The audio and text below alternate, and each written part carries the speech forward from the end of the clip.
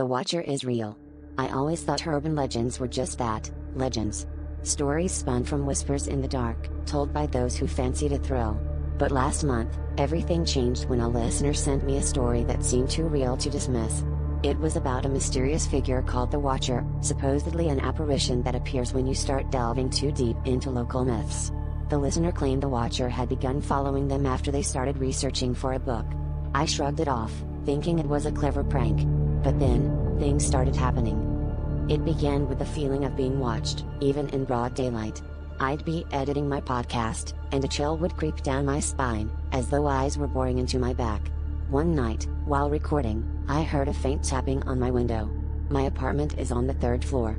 I brushed it off as a tree branch swaying in the wind, but there were no trees near that side of the building. Then, strange emails flooded my inbox, all from anonymous accounts with the subject line, "Are you ready to see?" By the second week, I noticed shadowy figures in my peripheral vision, vanishing the moment I turned my head. My equipment started glitching during recordings, strange whispers embedding themselves in the audio. I played them back, and a monotone voice, barely audible, kept saying, "Stop looking." I laughed nervously, telling myself it was just interference, yet I couldn't shake the growing unease.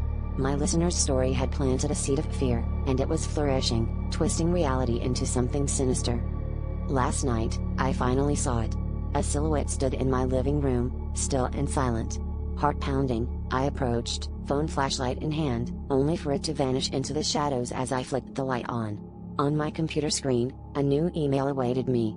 "You are now part of the story," it read. "I'm writing this now, hoping to share my tale before it's too late. They say the Watcher marks its territory by driving its victims mad, and as I hear the faint tapping on my window once more, I fear I've become the latest chapter in an urban legend I unwittingly brought to life."